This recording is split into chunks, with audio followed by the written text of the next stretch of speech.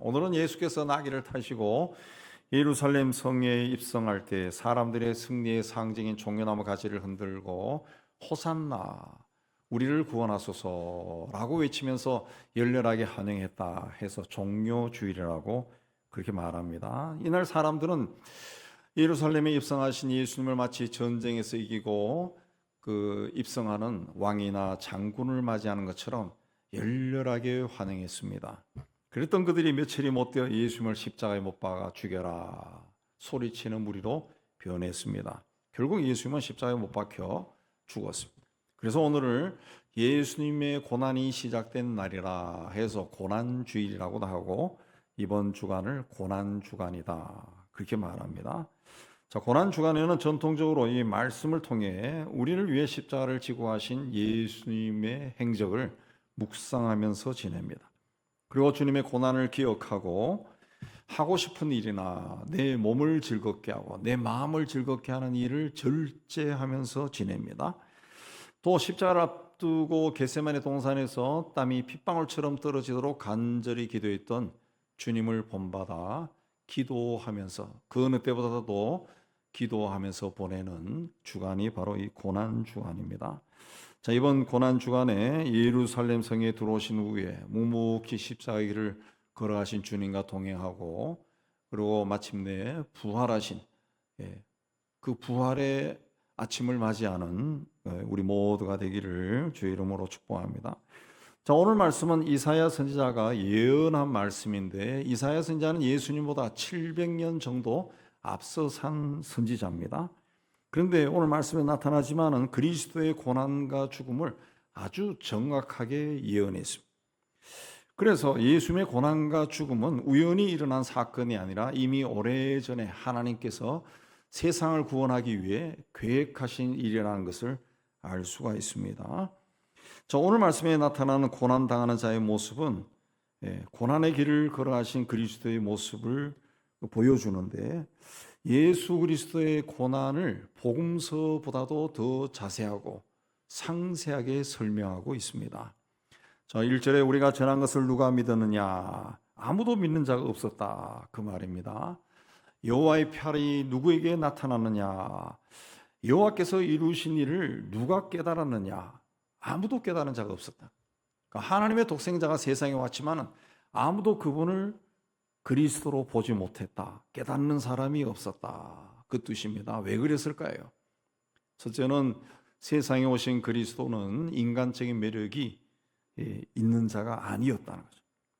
옛날이나 지금이나 아름다움의 기준은 외적인 모습입니다. 그래서 건축물이나 자동차나 또 옷이나 요즘 우리가 많이 사용하는 스마트폰이나 이 시대에 우리가 보고 사용하는 거의 모든 것에서 가장 중요하게 여기는 것이 디자인입니다. 디자인. 사람을 볼 때는 당연히 외적인 모습을 보죠. 키가 크냐 작으냐, 잘생겼냐 못생겼냐, 공부는 잘했냐 안 했냐, 집안은 어떻냐, 옷은 어떻게 입고 다니냐, 사람이 세련됐냐, 초라하냐, 이걸 가지고 판단 많이 합니다. 그래서 한때 우리나라의 미스 코리아를 선발할 때도 보면 후보들이 한 사람씩 나와서 자기를 소개할 때에도 안녕하세요, 영등포에서 나온 기호 3번 이쁜입니다. 저희 취미는 수영과 강아지 목욕시켜주는 거예요.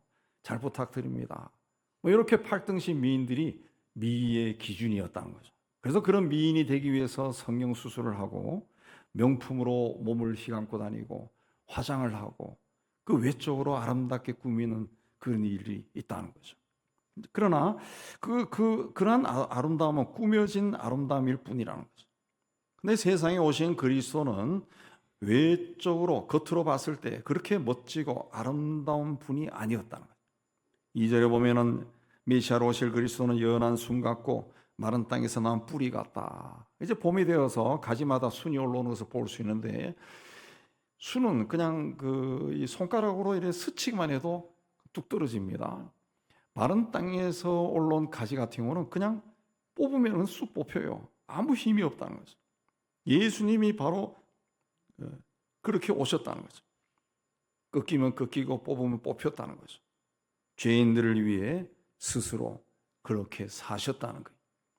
또 세상에 오신 그리스도는 고운 모양도 풍채도 없어 사람들이 보기에 흠모할 만한 아름다운 것이 없다. 늠름한 풍채도 멋진 모습도 없어서 눈길을 끌 만한 매력은 하나도 없는 그런 자이다. 다윗의 후손이라면 적어도 왕손다운 늠름한 풍채도 있고 멋진 모습이 있어야 되는데 그런 것이 없었다는 거예요.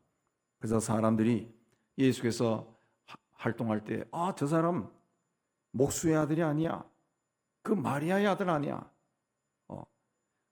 저 북쪽 지방 가난한 사람들이 사는 나사렛에서 무슨 선한 것이 나온단 말이야. 무슨 지도자가 나오고 메시아가 나온단 말이냐. 비웃었다는 거예요. 겉으로 보이는 모습이 너무 초라했기 때문에 세상에 오신 그리스도를 알아보지 못하고 정말 별 볼 일 없는 사람으로 여겼다는 거죠. 그래서 3절에 말했듯이 멸시받았어요. 어느 정도로 멸시받았는가 하면 3절 중반에 보면은 마치 사람들이 그에게서 얼굴을 가린 같이 멸시당하였다. 저 사람이 여기 나타났어요.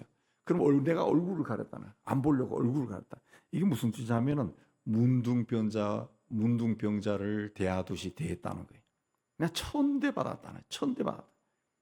그리고 사람들에게 버림받았다는, 아주 싫어서 버렸다는 거죠. 빌라도가 사람들에게 내가 너희들에게 강도 바라바를 놓아주랴 예수를 놓아주랴 라고 물으니까 사람들은 바라바를 놓아주라 그 소리 질렀습니다. 예수님은 살인자보다 강도보다도 더 못한 취급을 받았어요. 사람들이 그만큼 싫어했다는.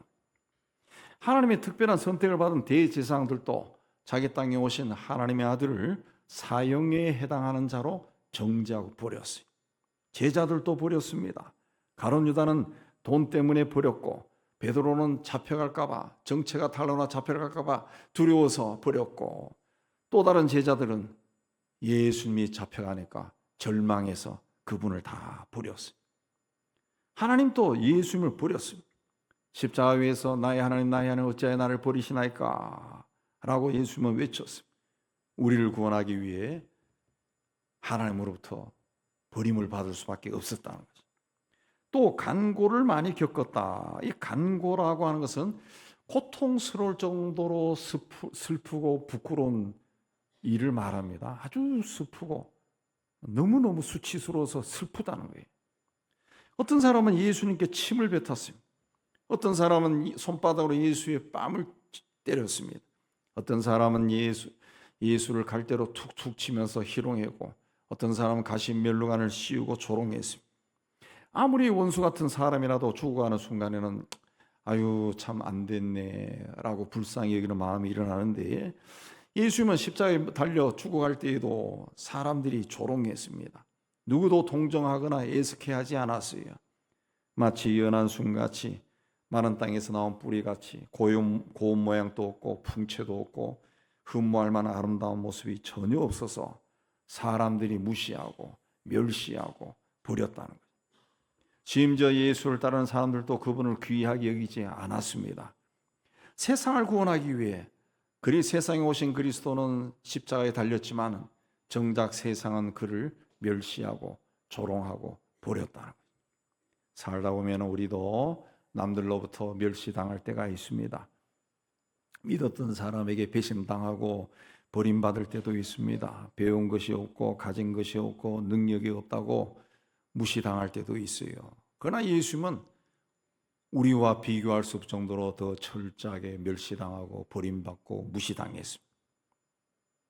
그래서 예수님은 인생을 살아가는 우리의 사정을 누구보다 더 잘 아십니다. 그분이 우리와 임마누엘로 평생 함께 하겠다고 약속하셨어요. 그리고 그분이 우리가 걸어가는 길에 동행하십니다. 우리를 위로하십니다. 소망을 주십니다. 그러므로 힘들고 어려울 때마다 우리를 구원하기 위해 십자가의 길을 가신 어린 양 예수를 바라보고 위로받고 소망이 넘치는 삶을 살기를 주의 이름으로 축복합니다. 그 다음에 세상에 오신 그리스도는 우리의 짐을 대신 지고 갔습니다. 3절에 보면 세상에 오신 그리스도는 우리의 질고를 아는 자다. 질고라고 하는 말은 히브리어로 홀이라고 하는데 병이 들어서 괴롭게 사는 것을 말합니다. 그리스도는 사람들이 병에 걸리면 어떻게 되는지 잘 알고 계십니다. 우리가 병에 걸리면 어떻습니까? 마치 짐을 진 것처럼 병이 나을 때까지 병에게 끌려다니, 병에게 지배당합니다. 마가복음에 나오는 복음서에 나오는 혈류병 환자는 병을 고치기 위해 12년 동안 여러 의사를 찾아다녔지만 고생만 하고 재산을 다 허비했다 그랬습니다. 근데 오늘 말씀 4절에 그는 실로 우리의 질고를 지고 대신 졌다는 거예요. 대신 우리가 짊어지고 고통스럽고 괴롭게 살아야 할 그 병을 예수님이 내 병을 대신 짊어지고 십자가의 길로 가셨다. 그리고 십자가에 못 박혀 죽으면서 십자가의 보혈로 우리의 병을 깨끗이 치유해 주셨어요. 우리의 병을 낫게 하신 거예요. 그러니까 우리의 질병으로 인한 고통과 괴로움은 예수께서 이미 십자가에서 다 해결하셨다는 것을 믿으시기 바랍니다. 그래서 병이 있거나 집안에 병이 있거나 나의 병이 있거나 그런 분들은 항상 예수님을 바라보면서 예수의 십자가의 보혈로 이 병이 다 씻겨 내려갈 줄 믿습니다. 감사합니다. 고백하시기 바랍니다. 예수님은 세상에 계실 때도 병자를 고쳐줬어요. 병의 노예가 되어 사는 사람들을 자유하게 해주셨어요. 그래서 마태는 주께서 우리의 연약한 것을 친히 담당하시고 병을 짊어지셨다 그랬어요.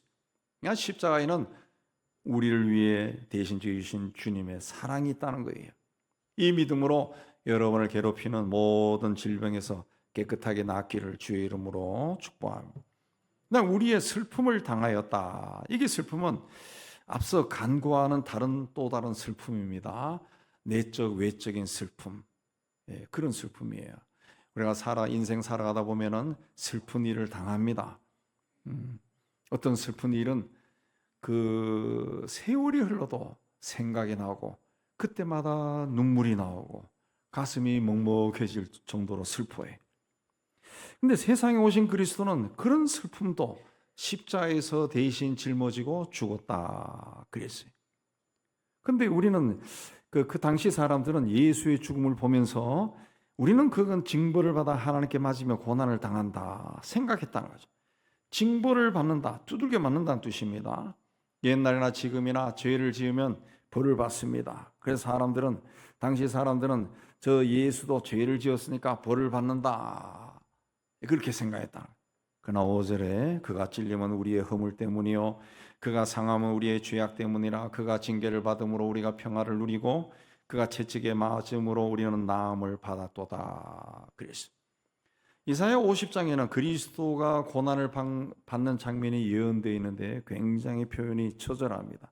나를 때리는 자들에게 내 등을 맡기며 나의 수염을 뽑는 자들에게 나의 뺨을 맡기며 모욕과 침뱉 틈을 당하여도 내 얼굴을 가리지 아니하였느니라.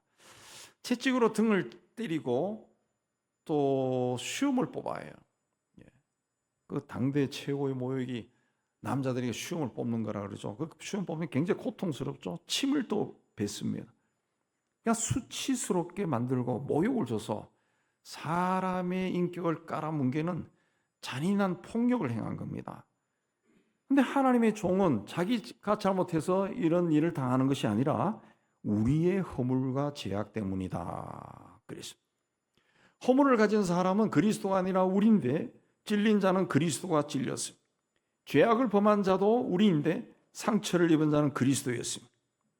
그러니까 허물과 죄가 많은 우리가 스스로 죄값을 치러서 평화를 누린 것이 아니라 그리스도가 우리를 대신해서 징계를 받고 채찍에 맞음으로 우리가 치유받고 평화를 누리게 된 거예요. 그래서 누리고 받았다라고 하는 오늘 말씀, 누리고 평화를 누리고 나음을 받았다, 누리고 받았다. 이거는 이제 완료형 동사입니다. 그러니까 주님께서 다 이루셨다. 그래서 예수께서 십자가 위에 돌아가실 때 마지막으로 하신 말씀이 다 이루었다. 다 이루었다. 끝났다는 거죠. 앞으로 그런 일이 되풀이되지 않는다는 거죠. 완벽하게 끝을 냈다는 거죠. 주께서 십자가 위에서 우리의 죄값을 다 치렀다는 거예요. 죄로 인해 오는 그 인생을 살아가면서 죄로 인해 받을 수밖에 없는 고통과 괴로움과 그리고 죽음의 문제까지도 십자가에서 죄값을 다 치르고 완벽하게 이루었다는 거죠. 그런데 왜 그리스도가 우리를 대신해서 이런 일을 당하셨을까? 6절에 보면 우리는 다 양 같아서 그릇 행하여 각기 제 길로 갔다. 그래서 여호와께서 우리 무리의 죄악을 그에게 담당시켰다. 그랬습니다. 우리는 다 양 같아서, 양이라고 하는 동물은 눈앞의 것만 보고 고개를 숙이고 계속 앞으로 나가는 동물입니다. 인간의 본성도 눈앞의 것만 바라보고 만족하고 기뻐하고 슬퍼하고 절망하는 그런 존재입니다. 그래서 하나님께서 인간이 스스로의 문제를 해결할 수 없는 것 아시고 우리가 가진 가장 근본적인 죄의 문제를 그리스도에게 담당시켰다. 그래서 예수께서 우리의 죄와 형벌로부터 해방하기 위해 대신 창에 찔렸음, 몸에 상처를 받았음, 채찍에 맞았음. 잘못은 우리가 저질렀는데 예수께서 매를 맞고 상처를 받은 겁니다. 세상에 오신 메시아가 고난을 당한 것은 양처럼 자기가 가고 싶은 대로 살고 싶은 대로 사는 우리의 허물과 죄 때문이었다라는 겁니다. 그래서 예수님이 십자가를 지고 징계를 받음으로 우리가 평화를 얻었고 예수님이 매를 맞음으로 우리의 병이 나았다는 거예요. 예수님은 병든 자를 치료하시고 봉어리 된 자의 입을 열어주시고 기 먹은 자의 귀를 열어주시고 귀신 들린 자에게서 귀신을 쫓아내셨어요. 그리고 제자들에게 병든 자를 고치고 귀신을 쫓아낼 수 있는 권세를 주셨어요. 제자들이 주신 그 권세와 능력은 오늘 우리에게도 있습니다.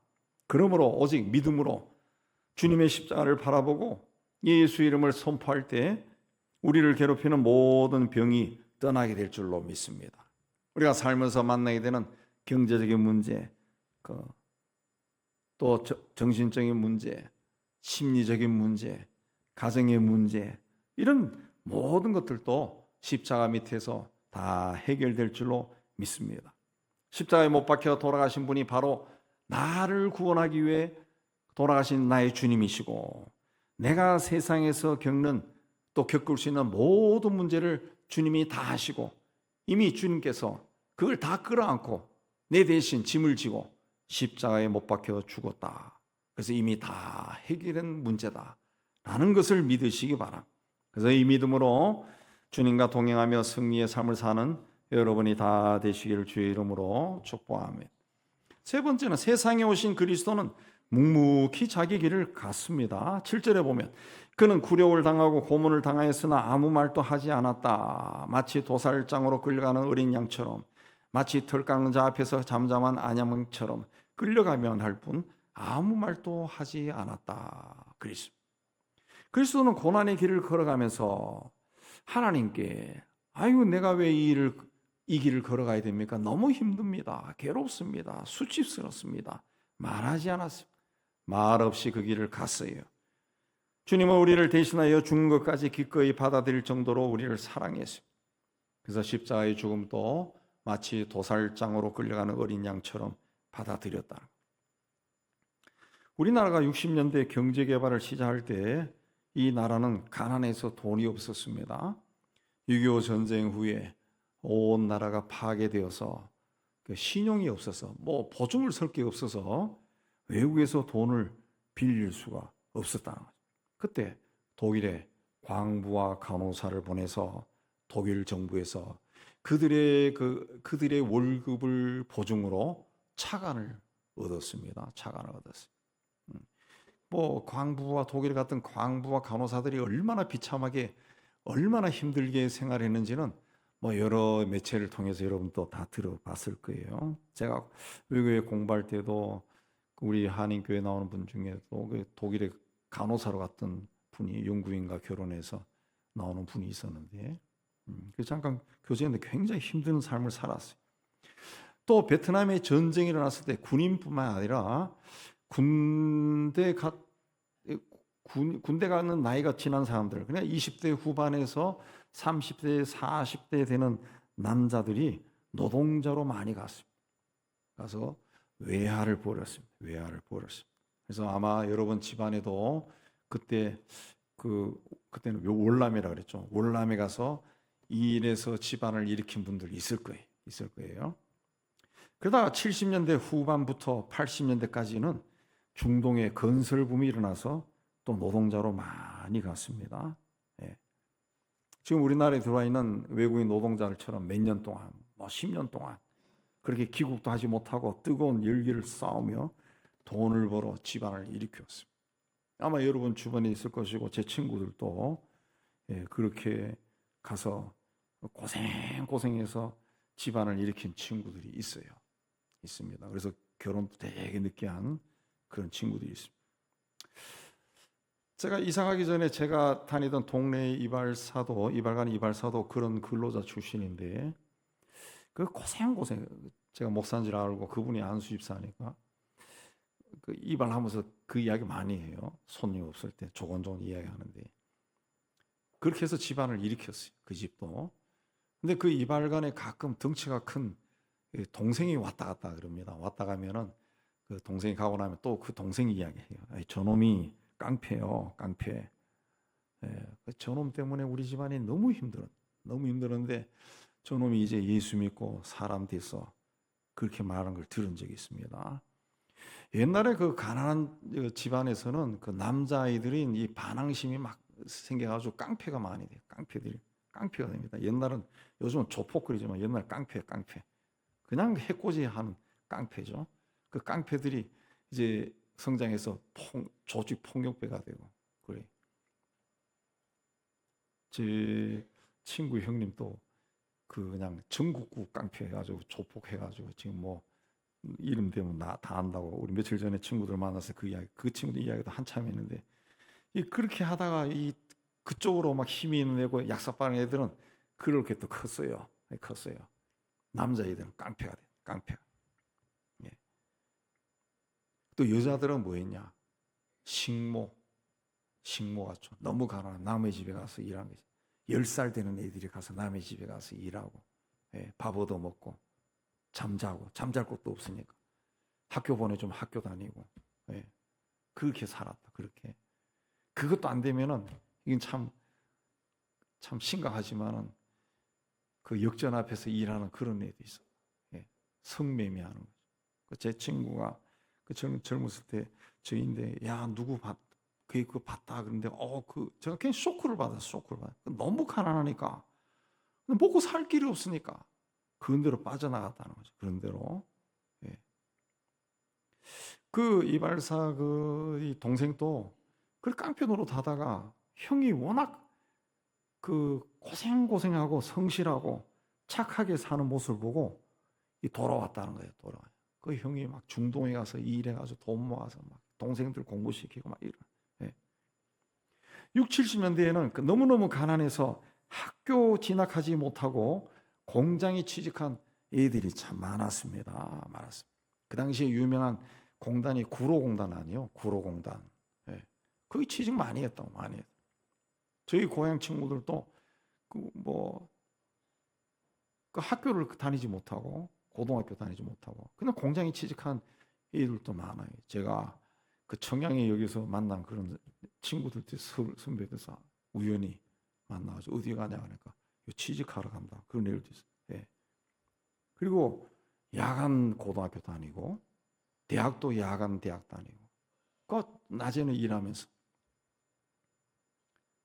그런 가운데도 성실한 친구들이 많죠. 가난 외에는 성실하죠. 그래서 제 친구 하나도 야간 고등학교, 야간 대학 나와서 행정고시 합격해서 고위 관료를 지낸 친구도 있다고. 그런 사람들. 또 당시 정부가 나라를 일으키고 싶은 마음이 간절하고 또 기업주 중에는 그 애국자들이 많아가지고 자기 공장에 학교를 세워서 공민학교, 옛날에는 학교를 세워가지고 야간에 아이들 소위 공돌이 공순이들 공장에서 일하는 애들 모아가지고 교복도 입혀가지고 공부를 시켰다. 참 훌륭한 분들이에요. 그분들은. 그렇게 그 당시에는 너무 가난해서 집안을 일으키기 위해서 친구들이 학교 갈 때 학교 가지 못하고 공장으로 갔던 아이들이 많았다. 울면서 갔죠. 저 가끔 이 아이들 보면 참 슬프더라고요. 자기가 가야만 하는 길이니까 이렇게 가는 거예요. 가는 길. 공부를 잘해도 공고를 가고 상고를 가고 그래가지고 제 친하게 지낸 친구 하나도 그래가지고 그냥 중동에 가서 그냥 십몇 년 동안 그냥 고생하고 결혼도 40이 다 돼가지고 하고 그런 사람들이 참 많다. 그래서 집안을 일으켰어요. 우리의 그 자랑스러운 아들과 딸들이 그런 길을 갔다는 거예요. 묵묵히 갔습니다. 예. 저는 이 어린 양 예수를 생각하면 그런 우리 이 시대에 이 땅에 살았던 그 큰형님과 큰딸, 장녀, 장남들 그런 생각이 많이 들어요. 그들의 희생으로 집안이 일어난 집안이 이 땅의 집안이 얼마나 많습니까? 얼마나 많아요. 유대인들은 예수를 모욕하기 위해 강도와 함께 십자가에 못 박았어요. 강도 취급한 겁니다.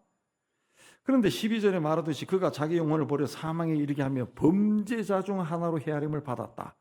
그러나 그는 많은 사람의 죄를 담당하며 범죄자를 위해 기도했다. 라는 예언이 이루어진 겁니다. 사람들이 옷을 벗기고 때리고 조롱하고 가시관을 찌우고 침을 뱉어도 그리스도는 아무 말을 하지 않았습니다. 우리를 구원하기 위해 십자가에서 온갖 고초를 다 겪고 피를 흘리고 살이 찢겨 죽었습니다. 그러나 도살장으로 끌려가는 어린 양처럼 묵묵히 그 길을 갔습니다. 아무 말을 하지 않았습니다. 하나님은 독생자를 세상에 보내서 그렇게 고난받게 하고 십자가의 제물로 내어주셨어요. 예수가 그렇게 버려지고 제물이 되어야 세상을 구원할 수 있기 때문에 그렇게 하신 겁니다. 그리고 누구든지 예수를 믿어라. 예수가 그리스도라는 것을 믿어라. 그러면 어떤 죄를 지었든지 멸망하지 않고 구원을 받을 것이다. 말씀하셨어요. 십자가 앞에 나오기만 하면은 주님의 옷가에 손을 대기만 하면은 상처를 치유해 주시고 싸매 주시고 낫게 해 주시고 회복해 주신다고 약속하셨어요. 인생 오다 보면은 이 상처를 받을 경우가 있는데 내가 받은 이 상처는 누구도 위로할 수 없고 치료할 수 없다라고 생각하는 상처를 가진 분이 있을 겁니다. 또 내가 가진 병, 또 가족 중에 누가 가진 이 병, 장애 이것 때문에 오랜 세월 지쳐 있는 사람들도 있을 거예요. 또 믿었던 사람으로부터 상처받고 또 절망 속에 지내는 분들도 있을 것이고 또 본인이 은밀하게 행했던 그 죄책감으로 괴로워하는 분들도 있을 겁니다. 또 가족이나 부부나 자녀 사이에서도 말할 수 없는 그 상처, 누구에도 말할 수 없는 상처를 혼자 속 깊은 곳에 간직하고 지내는 분들도 있을 겁니다. 그런 모든 것들을 주님 앞에 나와서 십자가를 바라보고 십자가에서 주께서 죽을 때 나의 모든 문제도 함께 안고 죽었다 라고 믿으면 주님이 치유하시고 해결해 주신다는 것을 믿으시기 바랍니다. 오늘은 종료 주일, 예수께서 예루살렘 성에 들어간 것은 순환과 죽음을 향해 가기 위해서입니다. 그 길을 걸어가면서 예수님은 사람들로부터 버림을 받고 수치스럽고 모욕을 당했습니다. 십자가는 하나님으로부터 버림받은 자리였습니다. 그러나 그 십자가에서 예수님은 세상에 행하는 가장 잔인한 폭력과 또 모욕을 사랑으로 다 품었습니다. 다 품었습니다. 우리를 구원하기 위해 그 십자가의 길을 가신 주님을 생각하시면서 고난주간을 지내시기 바랍니다. 하나님과 우리를 구원하기 위해 하나님과 사람들로부터 철저하게 버림을 받고 조롱받았던 주님을 생각하시기 바랍니다. 그리고 이제는 나를 구원하신 그 주님을 위해 나도 좀 희생하고 또 헌신하고 그분을 섬기고 때로는 수치와 모욕과 버림받는 것도 두려워하지 않는 존귀한 삶을 살아가는 여러분이 되시기를 주님의 이름으로 축복합니다. 하나님 아버지, 주께서 우리를 구원하기 위해 십자가 길로 걸어가셨다는 것을 우리는 수도 없이 많이 들었습니다. 그러나 진정 그 십자가 길은 걸어가 보지 않은 사람은 모릅니다. 주님, 이 고난 주간에 주께서 걸어가신 그 십자가의 길이 내 심령 속에, 내 육신 속에 그대로 새겨질 정도로 우리가 생각하고 묵상하게 하여 주옵소서. 그를 위해 그리하여 우리를 위해 희생하신 주님의 희생이 어떤 것인가 깊이 생각하고 우리 심령에 새기고 주님에 의해서 내가 구원받고 하나님의 자녀가 된 것이 얼마나 놀라운 일이고 존귀한 것인가 깨닫고 세상 속에서 하나님의 사람으로 살아가는 담대한 믿음을 가지고 살아가는 저희가 되게 하여 주옵소서.